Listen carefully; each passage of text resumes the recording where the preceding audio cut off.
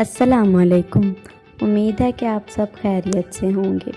तो आज हम बेसन की बर्फ़ी बनाने जा रहे हैं, जो बहुत आसानी से और सिर्फ चंद चीज़ों से घर पर बनकर तैयार हो जाती है।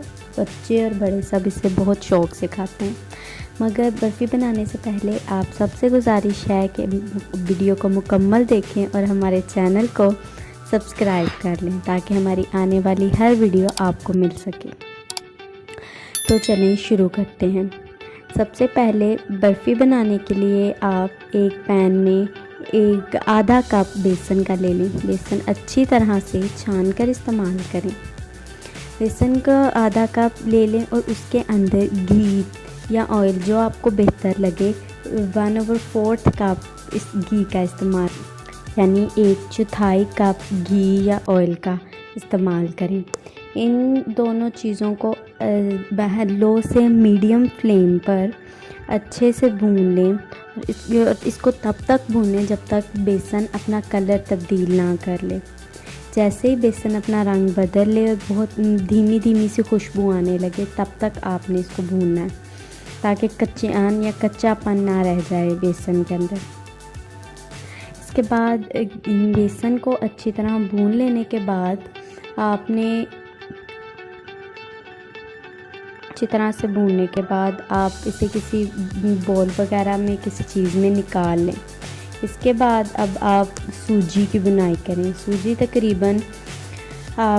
तकरीबन सूजी आप आधा कप सूजी लें और सूजी आप अच्छी तरह से छान कर इस्तेमाल करें। उसके बाद घी, इसमें हम लोग 3 से 4 चम्मच घी का इस्तेमाल करेंगे या ऑयल, और इसको 3 से 5 मिनट तक अच्छी तरह से भून लेंगे।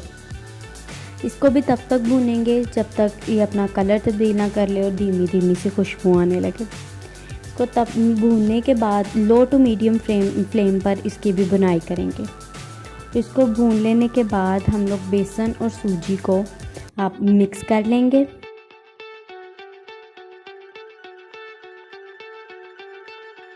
बेसन और सूजी दोनों को इकट्ठा करने के बाद हम इसके अंदर चीनी शामिल करेंगे।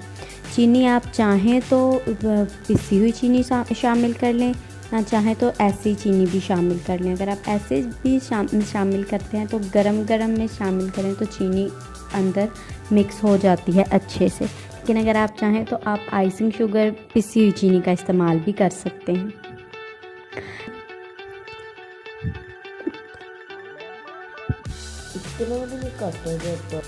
अब हम अपनी बर्फ़ी को डिश आउट करते हैं।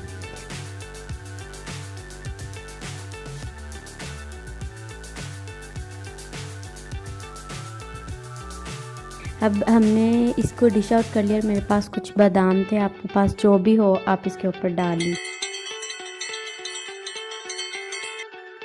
तो ये देखें, हमारी बर्फ़ी बन कर के तैयार हो गई है। अल्हम्दुलिल्लाह ये इतनी अच्छी बनी है। तो अल्हम्दुलिल्लाह ये देखें, हमारी बर्फ़ी कितनी नरम और मुंह में घुल जाने वाली बनकर तैयार हुई है। उम्मीद है कि आपको हमारी ये रेसिपी अच्छी लगी होगी। आप हमारी इस बर्फ़ी को हमारे तरीके